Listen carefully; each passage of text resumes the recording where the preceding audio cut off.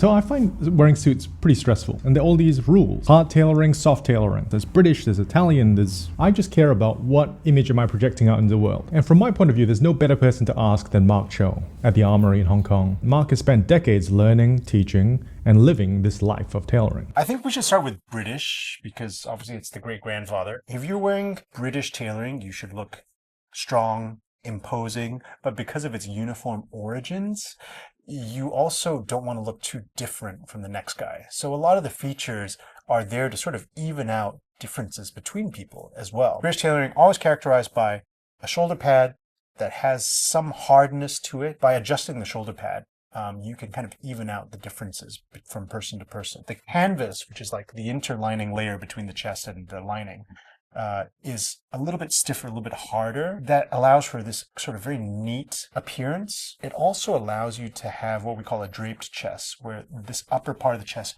has some fullness to it, like it's almost a little puffy. And physically, you just look a little bit more imposing that way as well. Neapolitan tailoring is probably the softest, and it kind of suits the nature of Naples. You know, Naples is a place where people go on holiday, people are very relaxed. So if you were to touch a Neapolitan garment, right, personally, the shoulders feel very soft, the chest feels very soft, and because the garment's so soft, they have to do a little bit more work with the dart on the front. So the dart extends here from the middle of the chest all the way down to the bottom of the garment. They do what's called a spalla camicia, and it gives you this sort of soft pleated effect at the top of the shoulder. To me, this is all about the Italian idea of sprezzatura, kind of this unstudied elegance. So this is a Florentine garment.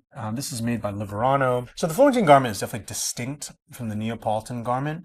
And if you think about like the people and where Florence fits in the history of Italy, you know, Florence was trapped right in the middle of the entire country. It was always getting in fights with its neighbors, and it had a very independent streak to it, and it comes out in the tailoring as well. It has this kind of like aristocratic, slightly man at leisure, man about town sort of feeling. How do those features get realized in terms of the garment? They like to have the garment a little bit roomy, but they still want to have at least the illusion of shape. To make it a little bit roomier, they don't use a dart, and instead they extend the shoulders out slightly more. You still get that hourglass effect. And then we have our American friends. Yes. American tailoring of that era was really about like, should fit a lot of people.